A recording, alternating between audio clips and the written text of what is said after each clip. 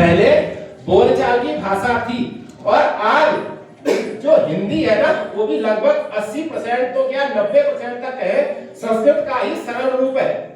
हिंदी के जो 4 प्रकार के शब्द हैं तत्सम, तद्भव, देशज, विदेशज, तो तत्सम और तद्भव तो लगभग वही है और देशज विदेशज के कारण हिंदी भाषा का रूप थोड़ा व्यापक हो रहा है, लेकिन संस्कृत का सरल रूपांतरण जो है वो हिंदी है।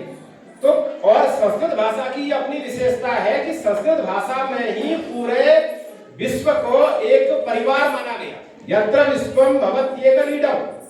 हम ये नहीं कहते कि केवल ये 2-4 लोग ही हमारे अपने अयं निजः परोवेति गणना लघुचेतसाम उदार चरितानां तु वसुधैव कुटुंबकम्। ये संस्कृत साहित्य की एक अनोखी देन है अथवा संस्कृत साहित्य का ये अपना अनुभव चिंतन है जो पूरे संसार को एक परिवार होने की शिक्षा देता है। सर्वे भवन्तु सुखिनः सर्वे सन्तु निरामयाः सर्वे भद्राणि पश्यन्तु मां कश्चित् दुःख भाग् भवेत्। इसमें कहीं नहीं कहा गया कि ये हमारा व्यक्ति है तो ये सुखी हो जाए, ये पराया है तो ये सुखी ना हो।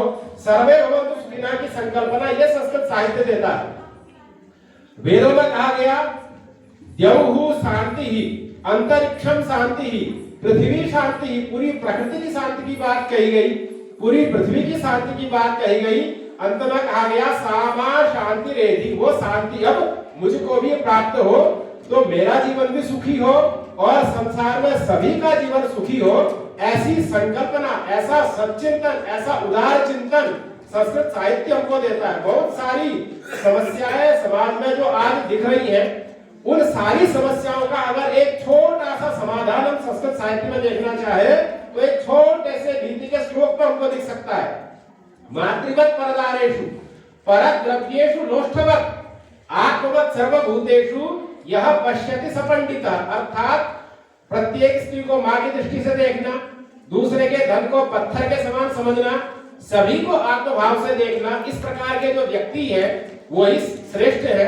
यदि यह स्थिति सामाजिक लोगों की होती है तो निश्चित रूप से कहीं ना कहीं यह जो समाज में आज विभिन्न प्रकार की बुराइयां, विसंगतियां, असंगतियां व्याप्त हो रही है, इनका समाधान किया जा सकता है और इनके समाधान के रूप में संस्कृत और संस्कृत का साहित्य अपना अनुपम योगदान दे सकता है।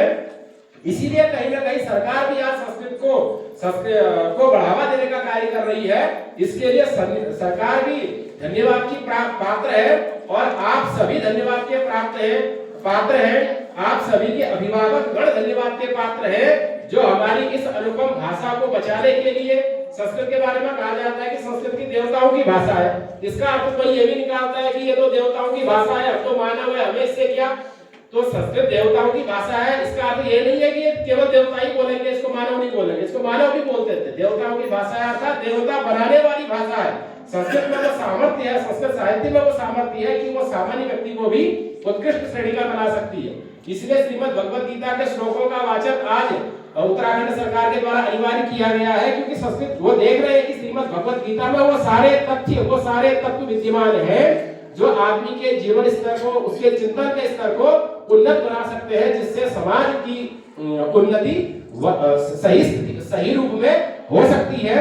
तो हम सबका भी ये नैतिक कर्तव्य है कि हम अपनी इस मूल भाषा संस्कृत के संरक्षण, संवर्धन, प्रचार प्रसार के लिए काम करें और अपने अपने स्तर से जितना भी सहयोग जहां से हो सकता है वो करें और अपने राष्ट्र की संस्कृति का मूल जो संस्कृत भाषा है उसको बचाने का काम करें, हिंदी भाषा को बचाने का काम करें। तभी हमारी और हमारे राष्ट्र की सुरक्षा निश्चित हो सकती है। इन्हीं शब्दों के साथ पुनः आयोजकों का अपना हार्दिक धन्यवाद ज्ञापित करते हुए अपनी वाणी को विराम देता हूँ। जय तो संस्कृतम, जय तो भारतम।